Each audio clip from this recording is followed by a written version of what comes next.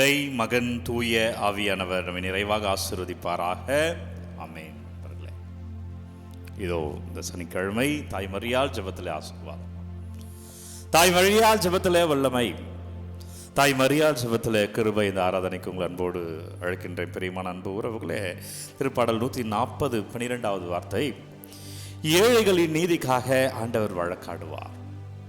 பொருளாதாரத்தில் மட்டுமல்ல, உங்களுக்கு சரியான ஒரு சப்போர்ட் இல்லாமல் நீங்கள் தனிமையில் இருக்கிற பொழுது, நீங்கள் ஒரு நிலையில் இருக்கிறீர்கள், உங்களுக்கு எதிராக அநியாயம் நடக்கிற பொழுது, அன்பர்களே, ஆண்டவருடன் நீங்கள் அந்த நேரத்தில் இருந்தீர்கள் என்று ஆண்டவருக்காக வருவார். அவர் வழக்காடுவார், அவர் உங்களை பாதுகாப்பார், அவர் உங்களை விடுவிப்பார், அவர் உங்களை அப்படி காப்பாற்றுவார். இந்த நாளிலே ஆண்டவர் தருகிறார், நான் உனக்காக வருகிறேன், நான் உனக்காக வழக்காடுவேன், நான் உனக்காக நீதியை பெற்று தருவேன்.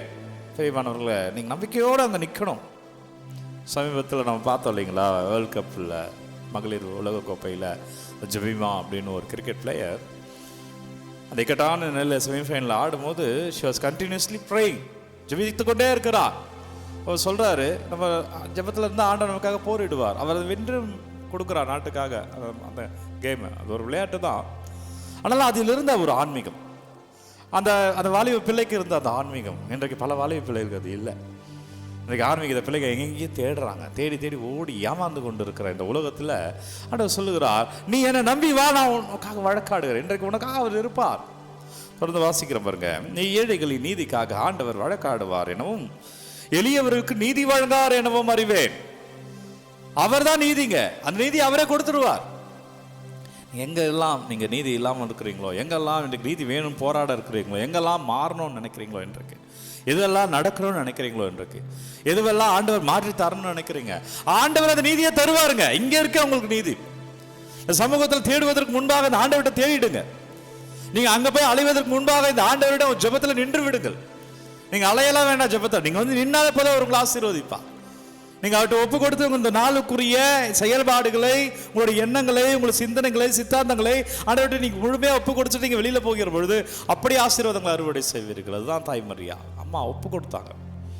அம்மா தாய் மரியா அந்த ஜெபமாலை தாய் அப்படி ஒப்பு கொடுத்தார்கள், அப்படி ஆசீர்வாதம். எனவே பெரியமல் அன்பு இறைவர்கள் ஒப்பு கொடுங்க, அப்படி வல்லமை ஒப்பு கொடுங்க, அப்படி ஆசீர்வாதம். அவர் கிருபையை அப்படி நாம் அறுவடை செய்வோம். எனவே இறையேசுவில் பிரியமுள்ள அன்பு இறை உறவுகளை, இந்த நாளிலே தாய் மரியாள் ஜெபத்திலே பாவமை துதிக்கிறோம்.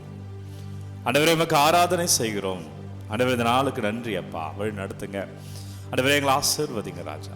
வல்லமையில் நாங்கள் இருக்க பிள்ளைகள் எங்கெல்லாம் நீதி இல்லாமல் இருக்கிறார், எங்கெல்லாம் போராடுகிறார், ஒவ்வொன்றையும் உங்கள் பாதத்தில் வைத்து அவற்றுக்காய்மை துதிக்கிறோம். ஆண்டவரே, ஆராதனை செய்கிறோம். நன்றி ராஜா, வழி நடத்துங்க. பிரியமான அன்பு இறை உறவுகளை, இன்றைக்கு நற்செய்தி யோவான் நற்செய்தி 15வது அதிகாரம் 18 21 வரை உள்ள இறை வார்த்தையில், பிரியமான அன்பு இறைவர்களே, சில நேரம் உலகம் உங்களை வெறுக்கும். எனக்கு நற்செய்தி உலகு என்று சொல்லுகிற வார்த்தை என்னன்னா, எப்பயுமே ஒரு நன்மைக்கும் தீமைக்கும் ஒரு போராட்டம். ஒரு ரெண்டு ஆற்றல் இந்த உலகத்தில் ஒன்றுங்க. ஒன்று நேர்மறையான சிந்தனைகள், மற்றொன்று எதிர்மறையான சிந்தனைகள், பாசிட்டிவிட்டி அண்ட் நெகட்டிவிட்டி. இது ரெண்டுக்கும் மத்தியில் போராட்டம் எப்பயுமே இருக்குங்க. உங்கள் வாழ்க்கையில் அது இருக்கும். நீங்கள் எவ்வளோதான் பாசிட்டிவாக இருந்தாலும் நெகட்டிவ் உங்களை வந்து துன்புறுத்தி கொண்டே இருக்கும். சில நேரத்தில் அது பயந்து நமக்கு நெகட்டிவ் சார்பாக போய்விடுவோம். பிரியமான அன்பு இறைவர்களே, ஆண்டவரோடு நம்ம இருக்கிற பொழுது சாத்தான் அந்த செயல்பாடுகளை காட்டும். நீங்கள் ஆண்டவரோடு இருக்கிறீர்கள் என்றால் நீங்கள் நேர்மையாக இருப்பீர்கள், நீதியாக இருப்பீர்கள், உண்மையாக இருப்பீர்கள், அவருக்கு சாட்சியமாக இருப்பீர்கள். அப்படியெல்லாம் நீங்கள் இருக்கிற போது பிரியமானவர்களே, சாத்தான் அந்த செயல்பாடுகளை காட்டும். நீங்கள் நீதியாக இருக்கும் போது அநீதி உங்களுக்கு எதிராக வந்து நிற்கும். நீங்கள் ஆண்டவரோடு இருக்கும்போது நீதியாக தான் இருப்பீங்க. அப்போ அநீதி உங்களுக்கு எதிராக வந்து நிற்கும். அப்போ உங்களால் ஒன்றும் செய்ய இயலாது. எனவே அந்த தருணத்தில் சரி அநீதியாக போயிடலாம், சரி அதுக்கு நம்ம எதுக்கு பிரச்சனை, நமக்கு எதுக்கு ரிஸ்க்கு. ஆண்டவர் சொல்கிறார், உலகம் உங்களை வெறுக்கிறது தான், வெறுத்து போயிடாத, நான் உன் கூட இருக்கிறேன். இதே உலகம் உன்னை ஏற்றுக்கொள்ளும், இதே உலகம் உன்னை உயர்த்தி பார்க்கும். எந்த உலகம் உன்னை கேவலமாய் பார்த்ததோ, எந்த உலகம் உன்னை காலில் போட்டு மிதித்ததோ, எந்த உலகம் உன்னை நன்றியை மறந்ததோ, அதே உலகம் ஒரு நாள் உன்னை உயர்த்தி பார்க்கும். அதே உலகம் ஒரு நாள் உன்னை உயர்த்தும். தாய்மறிய வாழ்க்கையாக தானே, அம்மாவுடைய வாழ்க்கையாக தானே. அம்மா எனக்கு விண்ணுக்கு மாட்டாங்க ராணி, ஆனால் அன்றைக்கு என்ன சிந்தனைகள்லாம் அவருக்குள்ள ஓடி இருக்கும். மங்களவார்த்தை பெறுகிற போது எவ்வளோ பயங்கள், எப்பேற்பட்ட கேள்விகளாக மனதுக்குள்ள இருந்திருக்கும். ஆனால் விசுவாசம் முன் வச்சாங்க அம்மா.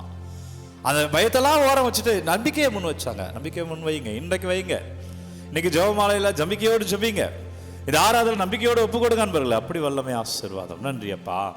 ஆண்டவரை துதிக்கிறோம் ராஜா, நன்றி செலுத்துகிறோம். ஓ நக்கர்னே ஆண்டவர் நன்றி, ஓ அப்பா நன்றி, ஓ இயேசுவே நன்றி, இறைவா நன்றி, வல்லவரே நன்றி, நல்லவரே நன்றி. துதிக்கிறோம் அப்பா. ஆண்டவரே ஆராதனை செய்கிறேன். ஆண்டவர் பிள்ளைக்கு ஒவ்வொரு விண்ணப்பங்களுக்காக ஒப்பு கொடுக்குறேன். பிள்ளை ஒவ்வொரு தேவைகளையும் பாதத்தில் வைக்கிறேன். அப்பா நீங்கள் விடுவீங்க ஆண்டவர், வழி நடத்துங்க ராஜா. அவங்க வல்லமையில் வாழ வல்லமையான இறைவன் உங்களை ஒவ்வொருவரையும் நிற்கிறனே ஆண்டவர் ஆசீர்வாதத்தில் அபிஷேகமாக இருப்பீர்கள்.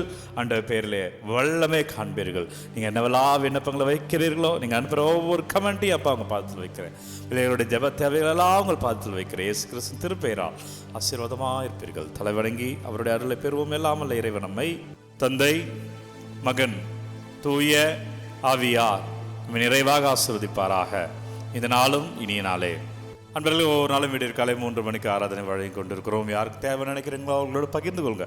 ஒரு விண்ணப்பங்களை கமெண்ட் அனுப்ப உங்களுக்காக நாங்கள் ஜெபிக்கிறோம். பிரியமுள்ள அன்பு இறைவர்கள், நாளை ஞாயிற்றுக்கிழமை என்பதால் காலை 3 மணி ஆராதனை வராது. திங்கட்கிழமையிலிருந்து தொடர்ச்சியாகி வரும். God bless you. Take care.